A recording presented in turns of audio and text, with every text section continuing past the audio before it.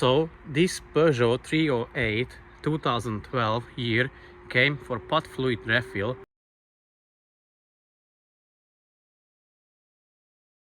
So if you turn the ignition on, you can see that the car is low on DPF fluid or pot fluid,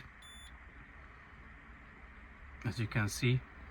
Now I will show you on the diagnostic tool as well, so that you can confirm it is definitely low on the fluid. I'm in the live data of the engine ECU, and as you can see, the additive tank volume is about 1 liter, so that's the size of the tank. This car has only 126 milliliters of PET fluid, definitely needs a top up. I'll show you how to top it up and where the location where that container is for the pot fluid, and then how to reset it in the computer. Also, as you can see, it has two codes, both of the PET fluid, so that's the additive fluid, so it's below the threshold as it's supposed to be. That's why it is showing the error messages on your dashboard as well.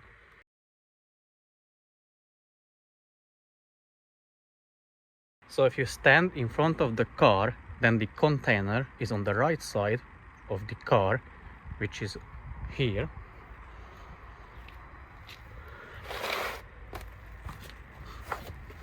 You need to undo this plastic under tray. It is held by 3 or 4 10mm nuts. Here, one there. This one is missing on this one, and another one also here. So once you have it off, you can see the container, which is this. Now, see here this plug, this line, you disconnect here, and there is a refill kit available on the internet, eBay or Amazon, which I will show you in a second. So here is the refill kit. That's the pot fluid, it's 1 liter, and this is the refill kit. So you put it together.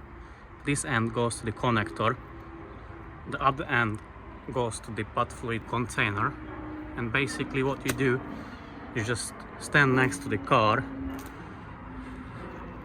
turn it this way, and let the fluid drain into the container. I'll show you that as well.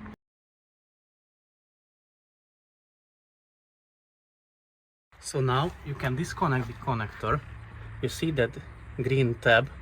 There is one on the top as well. I'm not sure if I will be do it with one hand, so I maybe do that off the camera. Okay, I've done that off camera because I needed both of my hands. So basically you see this is one side and the other side has the same tab. So you press on it and you pull it off, and you see that is the overflow. I don't know if you can see because it's dark there, but the fluid should come off from there. So now I can hook up the refill kit. So basically just insert it here,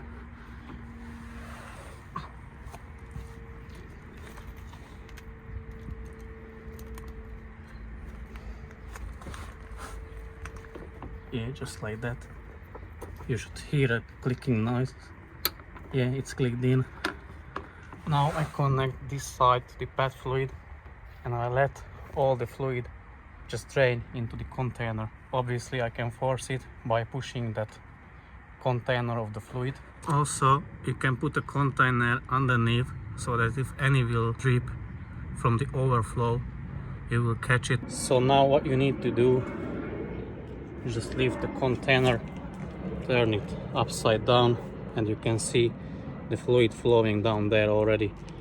So you just hold it up next to the car and let the gravity do the job. Also you can squeeze the container if you want, so that it will flow faster, and also you can monitor if any is flowing out from underneath.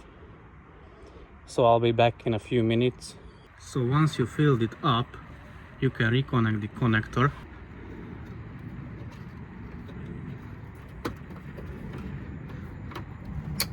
Okay, now it's reconnected. You can put back this plastic cover as well, and we will check on the diagnostic tool how much of a fluid we have, and then we can reset the codes and then let the ECU know that we have filled the container with fluid.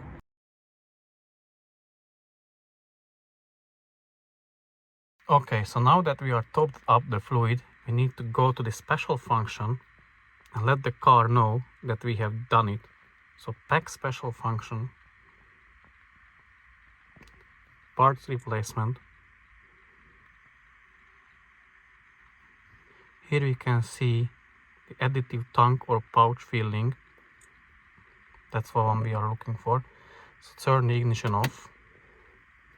It's okay. Turn it on.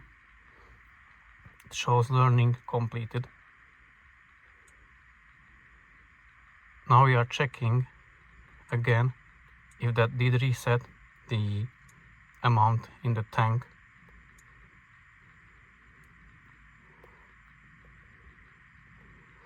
And as you can see now, it shows that we have about 1 liter of fluid inside the tank. Let's check the trouble codes.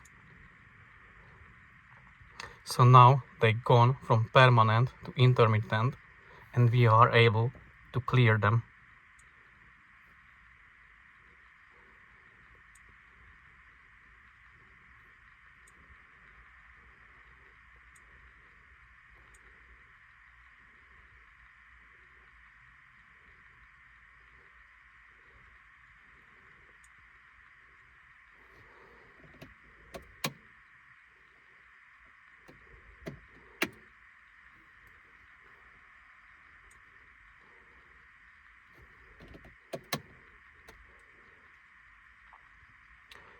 Sometimes you have to reset the lines for the additive fluid as well.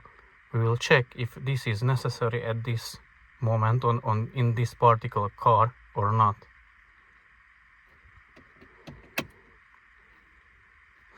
Okay, it shows no codes. Let me show you what I meant.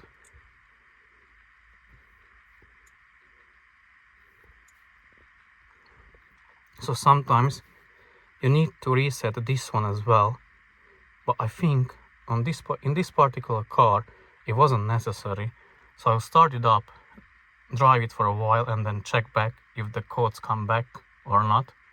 And if not, the filling was successful, you've done the job, you saved a lot of money for yourself, and you see that is fairly easy job. Basically anybody can do it. I would compare it to the oil change. Only bad side that you need a special diagnostic tool for that to be able to reset it and then erase the codes. So thanks for watching, guys. See you in the next one. Bye.